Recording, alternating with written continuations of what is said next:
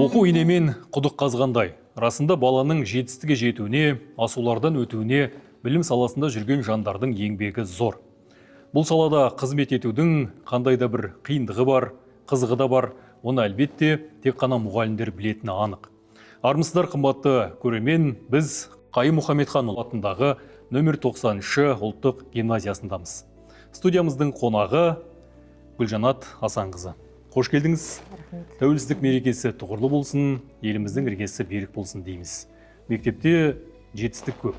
Өзіңіз жетекшілік еткелі биыл 3-ші жыл. Осы жылдар аралығында қандай жетістіктер бол, жалпы мектептің өміріне, тыныс-тіршілігіне тоқталыңызшы.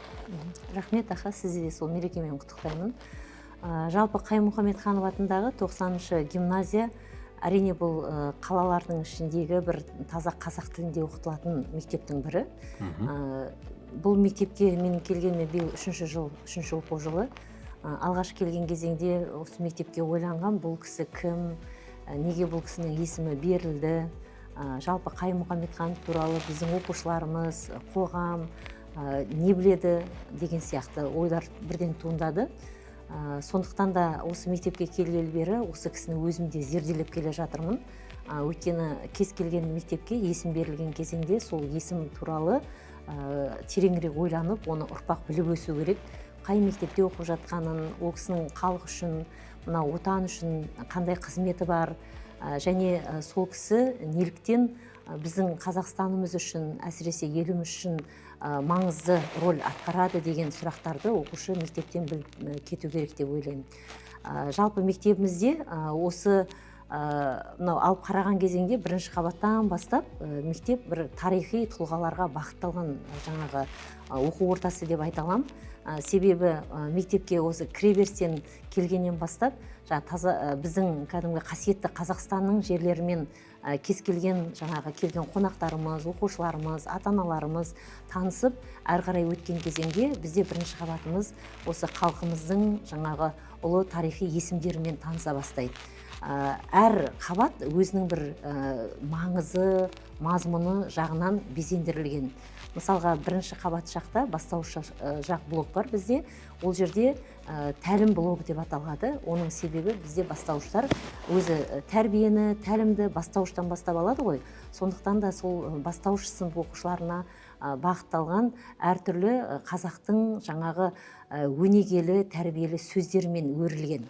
Ол жерде оқушылар не нәрсеге жаңағы тәлім алу керек, үлкенді құрметтеу, және үлкенге ізет көрсету, кішіге ізет көрсету, сол сияқты екінші қабатқа қарай бір көтерілген кезеңде баланың өзінің ойымен ұлттық тәрбиесі деп айтуға болады, қазақи ертегілермен тәрбиелену мәселесі қарастырылған сол жерде.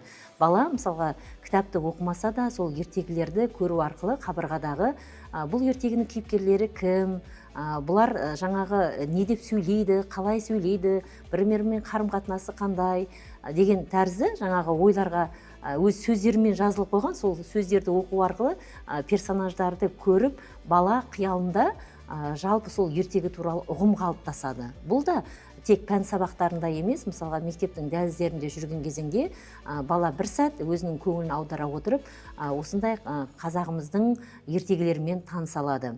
Одан кейін жоғарғы орта блок бар бізде, орта баспалдақ деп атаймыз, ол бізде тарих баспалдағы деп аталады жалпы мектепте. Бұл тарих баспалдағынан оқушылар не көреді? Біріншіден, бізде енді бастауышта негізгі білім қалыптасып, орта буынға келгенде сол ғылымдар тереңдей түседі ғой. Сол кезеңде біздің оқушыларымыз қазақтың тарихының қалай бастау алғандығы, жалпы тарих деген ұғымның өзін сол баспалдақтан көтерілу арқылы қандай даталар болған, қандай оқиғалар болған, біздің тіпті тәуелсіздігіміз үшін қандай күрестер болған, соның барлығын баспалдақта бір жаңа оң жағына, сол жағына бұрылып қараған кезеңде сондай бір тарихи мағлұматтар алып отырады. Бұл бір жағынан оқушылардың тарих пәніне деген қызығушылығын арттыруы мүмкін. Екінші жағынан, мысалға, бізде жоғары сынып оқушылары ұлттық бірыңғай тестте тарихтан тест тапсырады ғой. Сол кезеңде даталарды жаттауға да ыңғайлы. Яғни балаға жай ғана сурет салынбаған, сол әрбір сурет бала үшін сөйлеп тұрған сурет ретінде қабылданады. Одан кейін тағы да бір айтқым келгені, осы мектептің бір ерекшелігі деп айтқым келеді, келген кезеңдегі бұл тарихи тұлғалардың бейнеленуі. Яғни әрбір тарихи тұлға біздің қазақ қоғамы үшін, қазақ халқы үшін қандай қызмет атқарды, қандай еңбегі бар. Неліктен ол тұлғалар біздің дәліздерімізде орналасты. Мысалы, бір Абайды алсақ та, оның жалпы қазақ әдебиетінде емес, қазақ қоғамына, қазақ ұлтына қандай жаңағы пайдасы бар, тиімділігі бар. Идеологиямыздың қалыптасуына әсер етеді. Ыбырай Алтынсарин, Мағжан Жұмабаев, яғни кез келген алаш азаматтары, солардың барлығы осы жүре отырып, кез келген бала әрбір тұлғаның мүмкін күнде жаттамаса да, күнде көз алдында тұрғандықтан ол тарихи тұлғаларды ұмытпайды. Ол осы жағынан ерекшеленеді деп айтамын. Одан кейін бізде тағы да жаңағы пәндерге қатысты бар. Мысалы, математикадан ұлы ғалымдар шыққан алғаш біздің қазақ халқында азаматтарымыз, солар туралы да ақпарат алынады. Ол ақпарат әрине газет журналдарда, интернет ресурстарында бар ғой, бірақ бала оны күнде ашып қарап отырмайды ғой. Ал бұл жердегі бір ерекшелігі, бала қоңырауға шықса да, жалпы сабаққа ерте келген кезеңде де сол кісілердің өмірлерімен, сол кісілердің жаңағы жасаған еңбектерінің құндылығын күнне бір қайталап отыруында мүмкіндігі бар. Осындай жағымен ерекшеленеді деп айтам мектеп. Одан кейінгі тағы да бір айтып өтетінім, мектептегі қазіргі кезеңде бізде 2 жылдан асты жалпы адал азамат бағдарламасы жүзеге асырылып жатыр. Бұл тарихи құндылығы жағынан біздің жас өскелең ұрпағымыз қандай азамат болып өсу керек, отбасында қандай тәрбие алу керек, мектепте қандай тәрбие алу керек, қоғамға біз қандай баланы тәрбиелеп шығарамыз деген сұрақтың бір жауабы ретіндегі өте бір керемет, құнды, қазір мемлекет тарапынан қолдау алып жатқан сондай бағдарлама деп айта алар едім. Түсінікті. Мектепке біз кіргеннің өзінде кәдімгі бір рухтандық. Себебі дәл өзіңіз айтқандай, өзіңнің төл тарихыңды танисың. Енді танығанда танимыз ғой, білеміз ғой, дегенмен де қайта қауышқандай боласың. Әр өңірде өзінің жетістігі, әр өңірдің өзінің тұлғасы деген сияқты. Және баспалдақтарда керемет ұйымдастырылған. Шынында өзіңіз айтқандай тарихын білген адам ол тұлға болып қалыптасады. Мәселен, қай жылы, қай ғасырда қандай оқиғаның болғандығын білу маңызды. Бұл енді оқушыға арналған керемет бір жетістік, керемет бағыт деп есептейміз. Ал енді оқушыдан бөлек ата-ананың да қарым-қатынасы маңызды ғой. Осы орайда басшы ретінде ата-анамен қарым-қатынас қалай жолға қойылған, қандай шаралар, шаруа қолға алынған? Иә, мектеп болғандықтан негізі үш тағанның арасындағы байланыс өте маңызды ғой. Себебі мектеп ол өзімен өзі өмір сүрмейді, сол ата-ананың байланысы баланың тәрбиесін өте бір үлкен рөл атқарады. Сондықтан біздің қазіргі уақытта ата-аналармен арналған ата-аналарды педагогикалық қолдау орталығы деген жұмыс жасайды. Бұл жерде негізгі мақсат ата-аналардың біздің мектеппен тығыз байланысы бір, екіншіден ата-аналар өздерінің қолынан келген өнерін балаларға үйретуге мүмкіндігі бар. Бұл сондай бір керемет жаңағы орталық. Бұл жерде ата-аналарға психологиялық тұрғыда қолдау көрсетіліп тұрады, әлеуметтік тұрғыда қолдау көрсетіліп тұрады, ата-аналармен кеңес өткізіліп тұрады. Мысалға, ата-аналарға арналған ашық есік күндерін жасаған кезеңде міндетті түрде мысалға әкімшілік сол жерге ата-аналармен кездесу ұйымдастыра алады. Себебі әрбір ата-ананың белгілі бір баласына қатысты, мектеп мәселесіне де қатысты сұрақтары болады. Сол сұрақтарға жауап беру, жауап алу мақсатында сол жерде біз ата-аналармен пікір ұйымдастыра аламыз. Екіншіден, біздің мектебімізде жалпы сол ата-аналармен бірлесе жасалатын сыныпты бақылау тәжірибесі бар. Бұл жердегі мақсат, мысалға, ата-ана көбінесе үйінде мектептегі баланың жай-күйінен хабарсыз. Сабаққа дайындалады, жақсы оқиды, тәртіпті деп ойлайды. Ал бірақ сабақ үстінде баласының бейнесін, баласының кейпін, баласының жаңағы жалпы әрекетінен беймәлім. Сондықтан да бұл жоба бізде ата-ана сабаққа қатысу арқылы үйіндегі баласы қандай, сабақтағы баласы қандай. Яғни өзінің беріп жатқан тәрбиесі мектеппен ұштасып жатыр ма? Әлде мектепке келгенде баласын басқа қырынан көрді ма? Міне осындай жаңағы мақсатта біз ата-аналармен бірге сол сыныпты бақылау тәжірибесін жүргіземіз. Бізде сол осы желтоқсан айында ата-аналарға арналған бір апта ашық есік күні болды. Сонда ата-аналар сабаққа қатысу арқылы өте көптеген кері байланыстарын берді. Ол жерде кері байланыстардың ішінде мақтаулар да бар, ата-аналарды өздерін ойландыратын сұрақтар да бар. Менің балам үйде осылай еді, бірақ сабақта өз-өзін көрсете алмады. немесе сабақта өз-өзін дұрыс ұстай алмады, қайта-қайта жаңағы әжетханаға сұранды деген сияқты да, осындай да пікірлер. Бұл нені білдіреді? Яғни біріншіден ата-ана мынау үйдегі баланы ғана танып болмайды, мектептегі баланы тану арқылы үйге барғанда сол тәрбиені әрі қарай жалғастырады. Яғни мектептің қажеттілігін, баланың қажеттілігін түсіне бастайды. Өйткені біз баланы тәрбиелегенде бір жақты етіп тәрбиелемейміз ғой. Ол ертең қоғамға қызмет жасайтын белгілі бір азамат болып өсу үшін екі жақта кетіп жатқан кемшіліктеріміз болса, бірлесе соны талқылап, бірлесе шешуге әрекет етуіміз керек. Сондықтан да осы мақсаттағы біздің осы сыныпты бақылау тәжірибеміз бұл өте жаңағы жақсы нәтиже беретіндей тәжірибе деп айта аламын. Екіншіден, ата-аналармен байланыс жасағанда бізде жалпы мынау адал азамат бағдарламасы аясында ай сайын ата-аналармен кездесу жүргізіліп тұрады. Бұл кездесуде шеңбер ұйымдастырамыз. Бұл шеңбер деген жобаның негізгі мақсатында әрбір ата-ана өзінің баласына сабақ беретін оқушылармен тікелей кездесіп, бетпе-бет жүздесіп, баласының білімі жайлы, баласының жалпы жаңағы сабаққа қатысымы жайлы, ахуалы жайлы білуге мүмкіндігі болады. Яғни бұл ай сайын өтілгендіктен біздің жаңа оқушыларымыз да, ата-аналарымыз да байланысы жаңа күшейе түседі. Мектептегі кез келген мәселені бірлесе шешуге бұл да ықпал ететін жобалардың бірі. Өте орынды. Өзімізде ата-анамыз ғой. Баламыздың үйдегі тәрбиесі бөлек, мектепте қалай жүргендігіне алаңдау бәріміздің міндетіміз. Осы орайда мектеппен тығыз байланыстың қашанда орнаған дұрыс деп ойлаймын, және де қолға алған сіздердің жасап жатқан жұмыстарыңыздың қашанда жемісті болары анық. Енді мектептегі тәлім-тәрбие төңірегінде айттық. Енді осындай зәулім мектепте өзіңіз басшылық етіп отырған білім ордасында жетістіктің болмауы мүмкін емес. Оқушылардың жетістігіне тоқталсаңыз. Жалпы балаларды білім берумен қатар тәрбие ол өте маңызды ғой. Қазіргі уақытта балаға тек қана пән сабақтары ғана емес, қосымша үйірмелердің жүргізілуі баланың бойындағы белгілі бір қабілетті, шығармашылықты, бір креативті ойларды жүзеге асыруды, бір жаңашылдыққа ұмтылуды ол әсер ететін негізінде. Біздің мектебімізде былтырғы оқу жылынан бастап Дүйсек Бексұлтан ұстазымыз, информатика мұғалімі, балаларға арналған робототехника үйірмесін ашқан болатын. Ол жерде орта буын, бастауыш буын, жоғары буын оқушылары қатысады.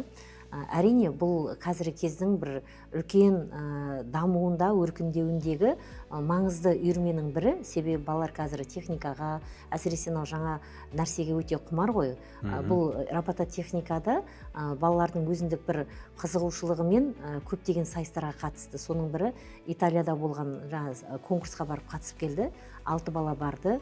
Сол робототехникадан әрбір баланың өздерінің жасаған модельдері бар, яғни роботтары, олардың өздерінің жұмыс тәсілдері деген сияқты. Бұл өте тынымсыз, үздіксіз еңбекті қажет етеді бұл жерде. Өйткені ол бір күннің немесе бір сәттің нәтижесі емес. Бұған дейін олар қалалық сайыстарда бірнеше жаңағы конкурстарға қатысып орын алды. Сол іріктеуден өткеннен кейін Италияға барып 6 оқушымыз 2 команда бірінші орын алып келді, бір команда 5-тік жаңағы терге ілініп келді. Бұл мектебіміз үшін өте жоғарғы қуаныш, жеңіс деп айта аламын. Себебі ол халықаралық сайысқа мысалға бару үшін ол ұстаз да, оқушы да тынымсыз еңбектің нәтижесінде солай жасай алады. Осы мен 2023 жылы келсем, осы міне 25-те сондай бір мектебіміздің халықаралық деңгейде сайысқа қатысқанына мен өте қуаныштымын. Және сондай мүмкіндік берген ата-аналарымызға да мен рахметімді айтқым келеді. Осы жерде әрине мектепте өзінің қолдауын беріп, балалардың жаңағы жол жүру ақысына қолдауын көрсетті. Өйткені ол аз қаражатты жаңағы талап еткен жоқ, керісінше көп қаражатты талап етті ол жерде. Сондықтан мектепте сондай дарынды балаларға, қабілетті балаларға арналған өзінің қаражат бойынша қолдауын көрсетті. Екіншіден, біздің оқушыларымыз, бұл дарынды оқушыларымыз қазіргі кезеңде мынау зерде және ғылыми жоба сайыстары бар, және пәндік олимпиадалар бар. Жақында ғана аудандық пәндік олимпиада өтті. Одан да біздің жүлделі орын алған оқушыларымыз бар пән бойынша, және қалалық зерде шығармашылық зерттеу жұмыстарының конкурсы өтті. Ол жерде де біздің оқушымыз бірінші орын алып, республикаға жолдама алып отыр.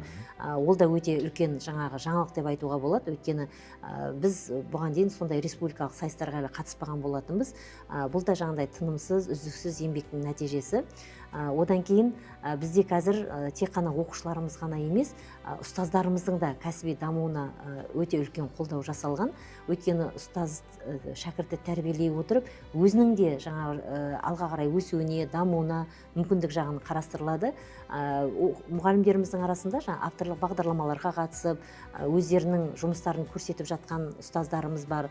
Қалалық пән олимпиадаларына қатысып, өздерінің еңбектерін көрсетіп жатқандар бар. Одан кейін тағы да бір бөлек, бізде енді мынау Адал азамат бағдарламасы аясында шабыт деген жоба бар да. Ол жерде біздің оқушыларымыз өздерінің шығармашылық сайыстарға қатысады, ән байқауына деген тәрізді. Сондай ән байқауларынан да жақында біздің сол музыка мұғалімдері халықаралық сайысқа қатысып, оқушыларымыз бірінші орынды жеңіп алды. Бұл да ата-аналар үшін де, мектебіміз үшін де өте жақсы қуаныш деп ойлаймын. Одан кейін өзімде де айтып кете салайын, осы орайда үздік авторлық бағдарламаға мен де жақында өзім қатысып келдім, Алматы қаласында өткен. Ол жерде өзімнің Қайым ғылым мектебі деген авторлық бағдарламамды ұсындым. Мана мен бір сөзімді айтып өткен болатын, мектепке келгенде зерделедім деп. Өйткені өзімде аса қатты көп бұл кісі туралы мағлұмат білмейді екенмін. Өйткені мектеп бағдарламасында қазақ әдебиетінің жазушылары, ақындары туралы көп ақпараттар, бағдарламаға енген жазушылар бар ғой. Мысалы Абайды алайық, Мұхтарды алайық, Шәкәрімді алайық. Бірақ Қайым Мұхамедханов осы ұлы тұлғаларды зерттесе де, зерделесе де, солардың ғылыми мектеп болып қалыптасуына үлкен еңбегін жасаса да, Қайым Мұхамедхановтың аты сол біздің қазақ әдебиетімізде аталмайды екен. Мысалы Абайды зерттеген ғалымдар деген бөлімді 6-шы класста өтеді. Сол ғалымдардың тізімін қарасаңыз, оның ішінде Қайым Мұхамедханов жоқ. Бірақ сол Абайды зерттеген, Абайды ол кісіден артық зерттеген ғалым жоқ негізінде. Оны ғалымдардың өзі де мойындаған. Сол кісінің сондай оқулыққа еңбек алғаны әрине өкінішті. Сондықтан да менің бағдарламам осы кісіні мектеп оқушыларына ғылыми мектебінің қалай қалыптасқандығы, ұлы тұлғаларды қалай зерделеп, сол кісілердің әрбір шығармасын шашауын сыртқа шығармай деп айтады ғой, қалыптастырып, осы күнге жеткізгенін балаларға насихаттау. Осындай жұмысымды ұсынып, 2-ші орын алып келдім. Әрине бұл жұмыс әрі қарай жалғасады негізінде. Дегенмен де бұл да бір үлкен еңбекті қажет ететін әрекет, зерттеу деп айтуға болады. Әлбетте, көшбасшы мықты болу керек, өйткені соңында келе жатқан әскер дейікші, ұстаздар бар, және де оқушылар бар. Көшбасшысына қарап бой түзейді ғой қашанда. Менің бір таңғалған нәрсем, дүнием бұл сіздердің тек қана шәкірттеріңіз емес, ұстаздарыңыздың өзде. Өзіңіз айтқандай, көптеген байқауларға, сайыстарға, ғылыми жобаларға қатысып бақ сынауда. Және ешқайсысы да құралақан келіп жатқан жоқ, бәрі жетістікке. Оның ішінде өзіңіз де барсыз. Және мен мектепті аралау барысында көптеген дүниеге көзім түсті. Таңғалдым десем болады. Өйткені әрине біз оқыған кезбен қазіргі кездің айырмашылығы бар ғой. Жетістік ауыз толтырып айтарлықтай. Оның ішінде маған ұнағаны ұстаз хаб, қателеспесем, кабинеті бар. Бұл ұстаздардың кәдімгі біліммен, ғылыммен айналысуына өзін дамытуға бір мүмкіндік сияқты. Осыған кішкене тоқталыңызшы. Ұстаз хаб, яғни қазақшаласақ ұстаз орталығы ғой негізінде. Бұл кабинетті ашудағы түпкі мақсатымыз, біз ұстаз шәкіртті тәрбиелеп жатқан бір миссия ретінде өзімізді қабылдаймыз, жұмысымызды, яғни мамандығын. Және бүгінгі ұстаз бен кешегі ұстаздың арасында қандай байланыс бар? Жаңа мен алдында айтып өткенім, мысалға Қайым Мұхамедхановтың Абайды, Шәкәрімді, Мұхтарды өзінің ұстазындай көріп, соларды қалай зерттеді, қалай бүгінгі күнге алып келді, бұл өте ұстаздар үшін сабақ үлгі деп айтуға болады, өнеге деп айтуға болады. Ол жай ғана зерттеген жоқ, соның қазіргі ұрпаққа таныту үшін қаншама қиын кезеңдерден де өтті. Және одан кейін сол ұстаз хаптың ішінде Ербол Іргебайдың да жаңа сөзі ілінген сол жерде. Себебі Ербол Іргебай Қайым Мұхамедхановты зерттеу арқылы ол да өзінің ұстазын жай қалдырған жоқ, білім алған. Бүгінгі күнге, бүгінгі ұрпаққа алып келді. Яғни бұл ұстаздар арасындағы рухани, педагогикалық бір сабақтастық деп айтқым келеді. Өйткені ұстаздар өзінің алған тәлімін қалдырмай болашақ ұрпақ тану үшін соны зерделеп зерттеп бүгінге танытып отыр.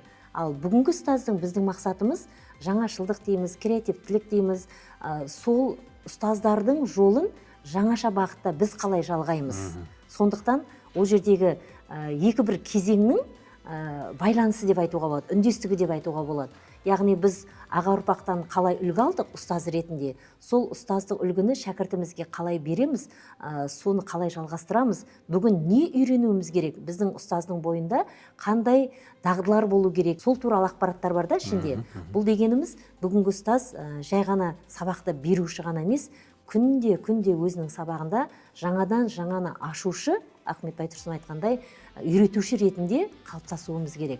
Сондай бағытта. Әрине ол ұстаз хаб орталығында қазір кезеңде біздің ұстаздарымыздың шығармашылық топ құрылған, солар жұмыс жасайды. Күнде бас қосамыз ол жерде. Екіншіден біздің мектебімізде ұстаздар арасында қазір қала бойынша іс-әрекеттегі зерттеу жобасы, бұл халықаралық жоба, 2 жылдан бері жұмыс жасап келе жатырмыз. Бұдан да іріктеуден өткенбіз, арнайы жаңағы эссемізді жазып, не үшін бұл зерттеуге кіргіміз келеді, мақсатымыз қандай дегенде, сол жұмыстарды біз жаза отырып іріктеуден өткен едік.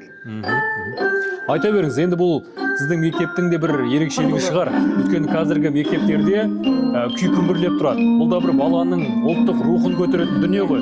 Айта берсеңіз болады ары қарай. Осы халықаралық зерттеуде былтыр 10 мектеп іріктеліп өткен болатын. Сол бір жыл бойы Кембридж жаңағы университетінің арнайы профессорлары келіп, біздің мамандарымызды оқытты. Сол жобаға қатысып жатқан биыл енді 2-ші кезеңін бастап жатырмыз. Бұл жерде де біздің әрбір ұстазымыз зерттеумен айналысады. Яғни баланың сабағы, білім сапалы болу үшін қандай мәселе бар, қандай кедергі бар, соны зерделей отырып, сол мәселеге бірлесіп жоспар жасап, бірлесіп бақылау жасап, бірлесіп талқылау жасап, алға қарай жетілдіруге жұмыс жасайды. Бұл ұстаз хабтың ерекшелігі осында. Осы салаға өмірін арнаған жансыз ғой. Енді маман ретінде емес, ана ретінде, қарапайым адам ретінде айтыңызшы. Қазіргі балаларды негізі жаңашылдыққа қызықтыру, оларды бір білімде ұстап отыру оңай емес. Мен енді сырт көз сыншы, сырттай қараймыз ғой. Бірақ дегенмен де қазір көптеген реформа бар, бағдарлама, жоспар, жоба деген сияқты. Соның ішінде ең қарапайымы баланы білімді етіп тәрбиелеуде негізгі жұмыс қандай болу керек деп ойлайсыз? Негізгі қызығушылық факторы? Бұл әрине өте жақсы сұрақ, бірақ күрделі де сұрақ. Себебі біз енді қазір ойлап қарасақ, менің өзімнің еңбек тәжірибем 34 жылға кетіп бара жатыр. Менің жас маман болып келіп, балаларға сабақ берген уақытыммен қазіргі уақытты мүлдемен салыстыра алмаймын. Жер мен көктей десек болатын сияқты. Неге десеңіз, ол кезеңдегі біздің тәрбиеміз, баланың тәрбиесі кішкене басқашалау болатын. Ал қазір бала дамыған уақыт.